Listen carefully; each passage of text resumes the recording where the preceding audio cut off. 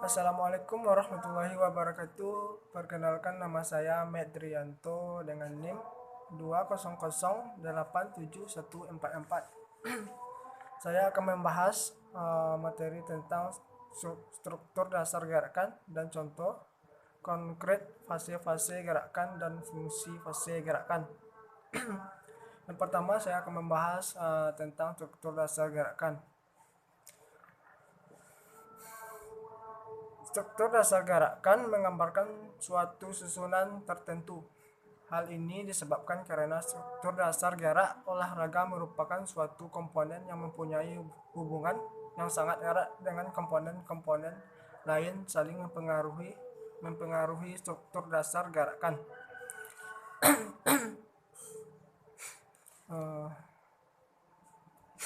Dalam struktur gerak ada fase awal, fase utama, dan fase akhir. Fase awal disebut juga fase persiapan, yaitu persiapan terhadap segala persyaratan yang dibutuhkan untuk memecahkan tugas gerakan utama. Fase utama adalah pencapaian tujuan gerakan. Pada dasarnya, fase utama merupakan realisasi dari semua fase awal atau fase persiapan. Fase akhir adalah fase di mana dilakukan pengambilan seluruh keseimbangan tubuh setelah pelaksanaan gerakan dalam fase utama. Struktur dasar gerakan adalah fase-fase gerakan yang selalu ada dalam pelaksanaan gerakan. Fase gerakan adalah tahap-tahap pelaksanaan bahagian atau serangkaian gerakan yang memiliki fungsi tertentu untuk mencapai tujuan gerakan. Fase gerakan terbagi atas 3 bagian, yaitu fase awal, fase utama, dan fase akhir. Contoh fase-fase gerakan pada salah satu cabang olahraga lompat jauh sebagai berikut. Yang pertama, fase awal. Seluruh gerak atau aktivitas yang dilakukan sebelum menolak pada bola tumpuan seperti meliputi mengambil awalan ancang-ancang, membangun kecepatan dan percepatan, menempatkan kaki tumpu pada bola tumpuan. Yang kedua itu fase utama. Seluruh gerakan atau aktivitas yang dilakukan untuk mendapatkan hasil lompatan yang terjauh, menolak melayang, menjaga keseimbangan, mencegah terjadinya aktivitas yang kontraproduktif. Yang ketiga itu fase akhir. Seluruh aktivitas yang dilakukan setelah mendarat, yaitu menjaga keseimbangan tubuh untuk mencegah terjadinya hal-hal yang bersifat kontraproduktif dalam melakukan gerakan. Fase-fase gerakan juga berfungsi sebagai berikut. Yang pertama, fungsinya fase awal disebut juga fase persiapan. Fungsi untuk persiapan secara optimal segala persyaratan yang dibutuhkan untuk pemecahan tugas gerakan yang terjadi pada fase utama. Persiapan tersebut meliputi pembangunan dan pengkoordinasian kekuatan, kecepatan, dan percepatan. Yang kedua, fase utama berfungsi untuk memecahkan tugas utama gerakan. Yang ketiga, fase akhir berfungsi untuk mengembalikan keseimbangan tubuh. Skema fungsi fase-fase gerakan: fase awal, fase utama, fase akhir. Fase persiapan untuk memecahkan tugas gerakan secara optimal. Pemecahan tugas utama gerakan, pengambilan keseimbangan tubuh, dan mencegah hal-hal yang kontraproduktif. Yang kedua yaitu contoh konkret fase-fase gerakan dan fungsi fase gerakan. Ciri-ciri umum: kemampuan fase belajar motorik tingkat pertama. Ciri-ciri umum fase belajar motorik tingkat pertama adalah penguasaan kemampuan motorik dalam bentuk kasar.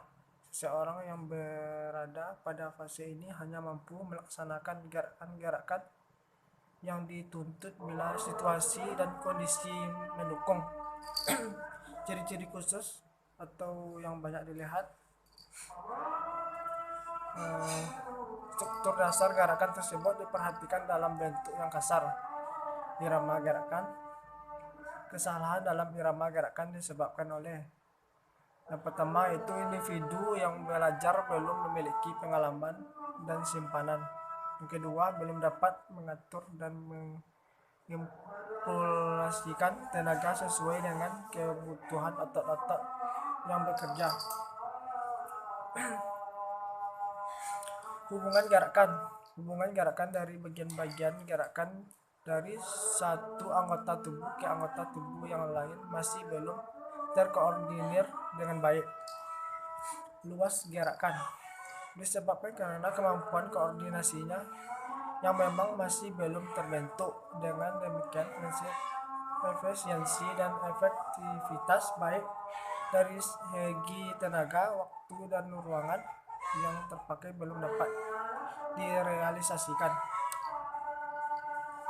Kelancaran gerakan atau aliran gerakan. Aliran gerakan yang ditampilkan masih belum lancar, yaitu masih tersedat-sedat. Kecepatan gerakan belum memiliki kecepatan gerakan yang baik, yaitu masih bersifat lambat dan kaku.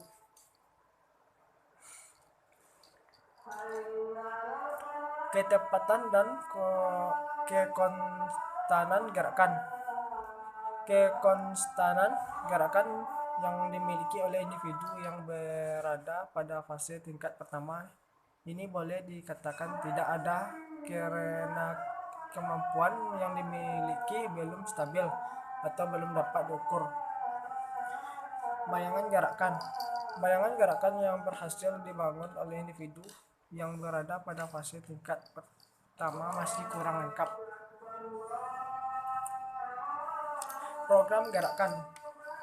Artinya program gerakan baru memuat komponen-komponen gerakan yang bersifat umum atau yang penting-penting saja dan belum terperinci.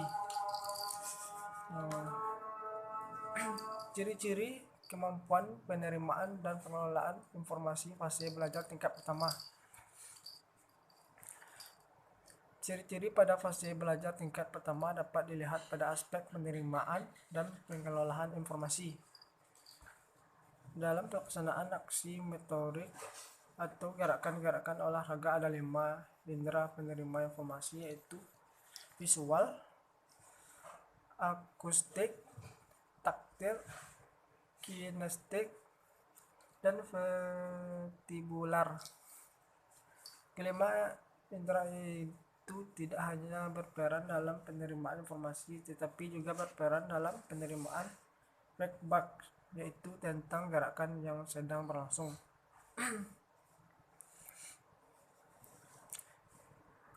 Implikasi ciri-ciri fase belajar motorik tingkat pertama ke dalam proses pembelajaran. Peran guru pendidikan jasmani sangatlah menentukan pada keberhasilan peserta didik dalam melakukan gerakan yang diajarkan. Fase-fase belajar keterampilan motorik olahraga tingkat kedua. Ciri-ciri umum fase belajar motorik tingkat kedua ini adalah meningkatkan penguasaan kemampuan koordinasi secara halus, yaitu kualitas gerakan yang dilakukan sudah meningkat. Ciri-ciri khusus fase belajar motorik tingkat kedua: struktur dasar gerakan, irama gerakan, hubungan gerakan, luas gerakan, kelancaran gerakan.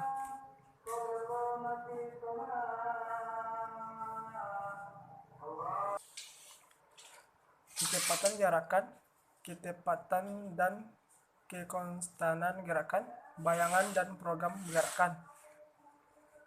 Ciri-ciri kemampuan penerimaan dan pengelolaan informasi fase belajar tingkat kedua: 1.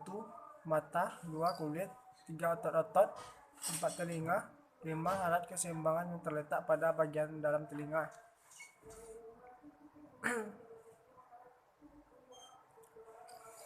Ciri-ciri fase belajar motorik tingkat kedua dan implikasinya ke dalam proses pembelajaran. Ada 4. Yang pertama, kesiapan dalam melakukan pengulangan latihan, kesiapan dalam menerima beban kerja fisik, kesiapan untuk berkonsentrasi penuh, serta kesiapan untuk turut aktif dalam proses berpikir. Fase belajar keterampilan motorik olahraga tingkat ketiga. Ciri-ciri umum: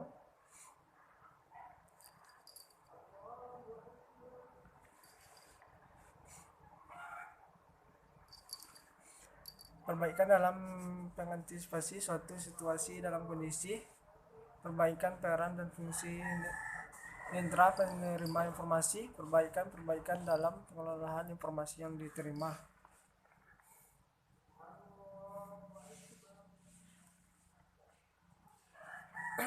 Koordinasi gerak.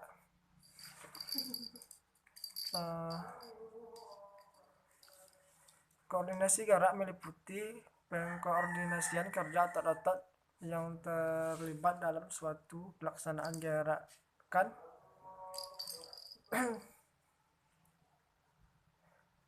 Struktur dasar gerakan diartikan secara sederhana sebagai suatu susunan tertentu, maka struktur gerak dapat diartikan sebagai struktur gerakan atau dapat diterjemahkan sebagai susunan dasar dari suatu gerakan.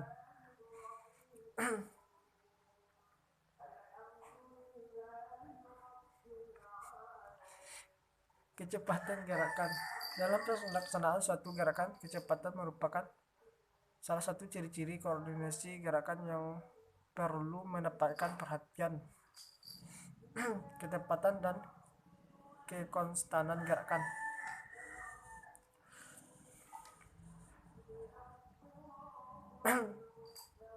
Sedangkan ketepatan gerakan dalam artian proses adalah ketepatan jalannya suatu rangkaian gerakan, baik dilihat dari struktur dalam gerakan maupun dilihat dari sistematika gerakan. Sedangkan ketetapan produk adalah suatu hasil yang diperoleh dari aktivitas atau gerakan.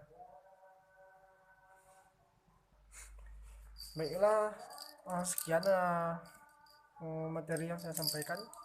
Kalau ada salah dengar, saya mohon maaf. Assalamualaikum warahmatullahi wabarakatuh.